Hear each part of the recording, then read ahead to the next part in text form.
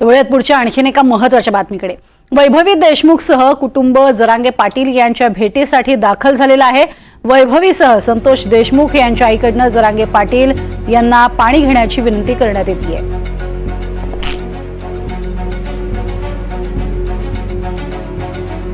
सजोग गावातील महिला जरांगे पाटील यांच्या भेटीसाठी दाखल झाल्यात। उपोषणादरम्यान एका आंदोलकाची प्रकृती पुन्हा खालावली आहे। महिलांकडनं जरांगे पाटील यांना पाणी घेण्याची विनंती यावेळी करण्यात येते आहे।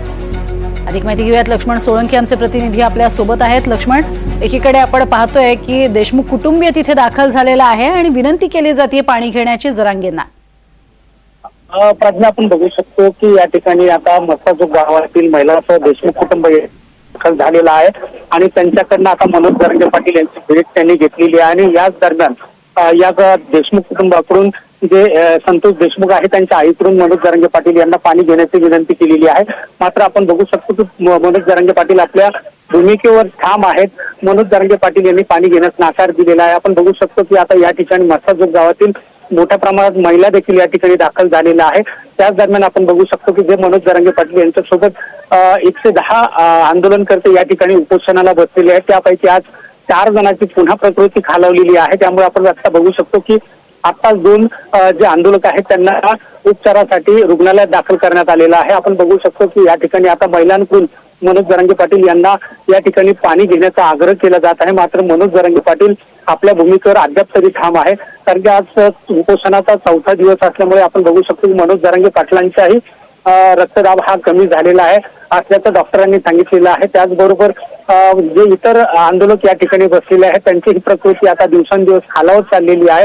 त्यामुळे या ठिकाणी मोठ्या प्रमाणात आरोग्य विभागाचं पथक सुद्धा या ठिकाणी दाखल झालेलं आहे। 7 ते 8 अँब्युलन्स सुद्धा या ठिकाणी दाखल झालेले आहेत आणि आपण बघू शकतो की हे आज उपोषणाचा 4था दिवस असताना मंत्रिमंडळाच्या बैठकीत काहीतरी निर्णय होईल अशी अपेक्षा असताना मात्र या ठिकाणी जर आपण बघितलं तर मनोज जरांगे पाटील आपल्या भूमिकेवर अद्यापही ठाम असल्यामुळे या ठिकाणी आता या आंदोलनादरम्यान जे आंदोलक आहेत या आंदोलनाकडून सरकार विरोधात रोष सुद्धा व्यक्त केला जातोय। त्यामुळे आपण बघू शकतो की आज आंदोलनाच्या 4थ्या दिवशी या ठिकाणी जे मनोज जरांगे पाटील यांची प्रकृती अधिक खालावलेली आहे। त्यामुळे सगळ्या महिलांकडून या ठिकाणी मनोज जरांगे पाटील यांना आता पाणी घेण्याचा आग्रह केला जातोय। प्रज्ञा, नक्कीच। मात्र आपण बघतो की वैभवी देशमुख सुद्धा इथे आलेली आहे आणि संपूर्ण कुटुंब जे आहे ते मनोज जरांगे पाटील यांना विनंती करतायत उपोषण मागे घेण्याची त्यांची खरं तर ही विनंती आहे। आणि दुसरीकडे धनंजय देशमुख हे सुद्धा या उपोषणामध्ये 2 दिवस असणार आहेत, सहभागी होणार आहेत। ते सुद्धा उपोषणासाठी बसलेले आहेत आणि ही दृश्य आपण बघतोय। वैभवी देशमुखच्या वतीनं ही मागणी केली जाते। काय करू रे परमेश्वरा, तुझा विचार केला नाही रे।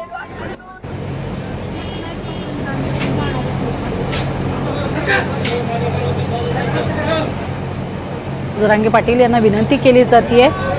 मस्ताजोग गावातले अनेक गावकरी सुद्धा इथे दाखल झालेले आहेत। संतोष देशमुख यांची मुलगी आणि मुलगा हे दोघंही इथे बसलेले आहेत आणि दोघांकडनं विनंती केली जाते।